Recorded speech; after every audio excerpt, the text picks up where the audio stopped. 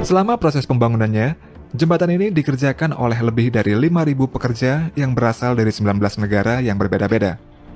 Jembatan Kanakale ini dikerjakan oleh COWI yang berbasis di Belanda. Untuk desain kabel dibuat dari Korea Selatan, sedangkan pengerjaan jembatan dikerjakan gabungan dari perusahaan Turki dan Korea Selatan. Jembatan Kanakale ini terdiri dari 6 jalur, dan seluruh strukturnya ini terbuat dari 177.000 ton besi baja, dan jembatan ini berada di daerah rawan gempa. Selain itu, lokasi jembatan ini juga berada di daerah angin kencang yang kecepatannya mencapai 110 km per jam.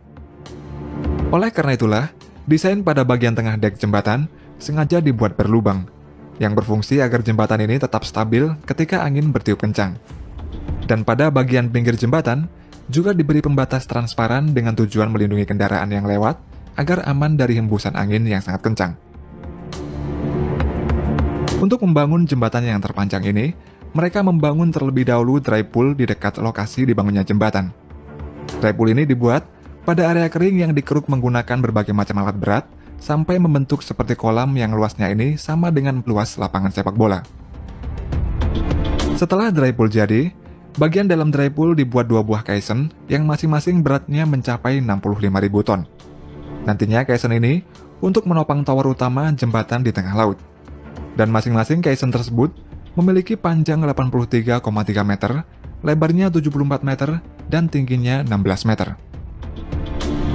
Saat caisson selesai dibangun, dry pool kemudian diisi dengan air laut, dan setelah caisson mengapung, dry pool akan dibongkar lalu ditarik menuju ke lokasi penenggelaman.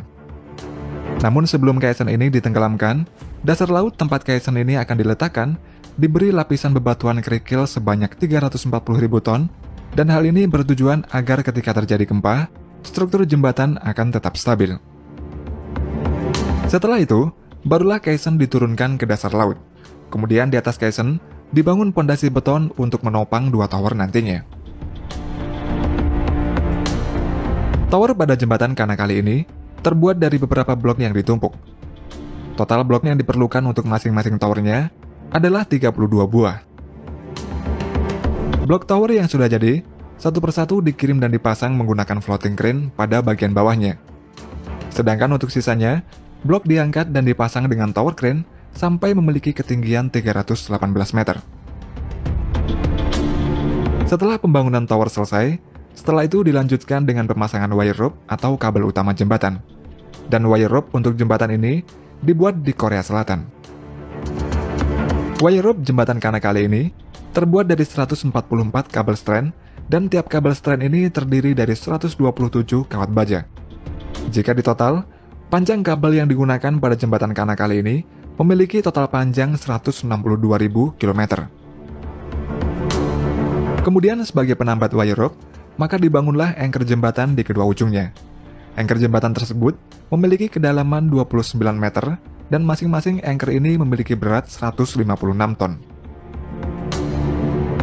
Sedangkan pada pemasangan dek, jembatan Kanakale ini membutuhkan 87 dek jembatan dengan berat masing-masingnya 700 ton. Untuk lebarnya 45 meter, panjangnya 48 meter, dan tingginya 3,5 meter.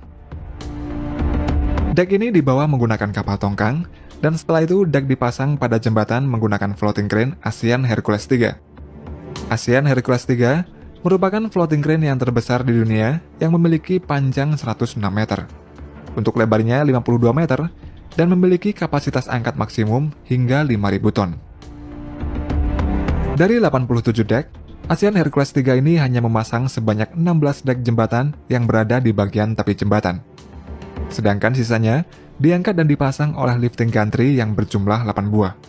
Dan untuk mengangkat masing-masing dek jembatan seberat 700 ton tersebut, membutuhkan 2 lifting gantry. Setelah itu, untuk proses terakhirnya adalah pengaspalan jalan dan pemasangan berbagai infrastruktur pada jembatan Kanakale.